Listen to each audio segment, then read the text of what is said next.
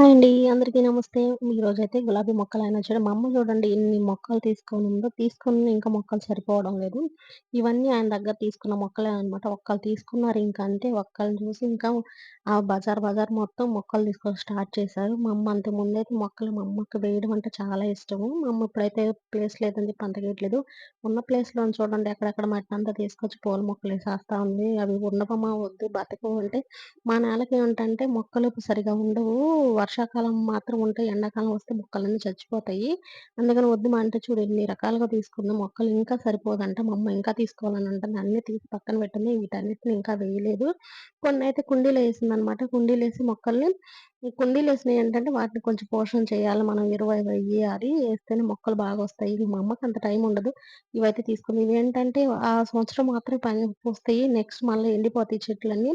ఎందుకు అనవసరంగా ఒక్కోటొచ్చి 100 అంటే ఒక్క మొక్కొచ్చి 100 మళ్ళా దాటికి పెట్టడానికొచ్చేసి ఆ టబ్బులొచ్చేసి మళ్ళా 100 మొత్తం 200 అనమాట. మొక్క వచ్చేసి ఆ కుండీ వచ్చేసి 200 అయింది. ఒక్కోటొచ్చి 200 పెట్టుకొనింది. ఎందుకు ఇన్ని మొక్కలు కొనుక్కుంటున్నావు? వాటి ఎండాకాలం వస్తే చచ్చిపోతాయనంటే, లేదు లేదు నేను ఏస్తాను. నాకు మొక్కలంటే ఇష్టం గదా! అని జెప్పింది. సరే ఇంతటిది ఆగుతుందా మొక్కలోళ్ళొస్తే ఇంక చూడండి గులాబీ మొక్కలు ఇంకా తీసుకుంటే, ఎందుకుమా ఇన్నన్ని మొక్కలు తీసుకుంటున్నావు అనంటే, ఇంకా తీసుకుంటుంది. గులాబీ మొక్కలు అయన్నీ తీసి కింద పెడుతున్నాడాయన. ఇంక చూడండి అందరికి అమ్ముకున్నారనమాట. మాకు ఈ మొక్క కావాలి, ఈ మొక్క కావాలని.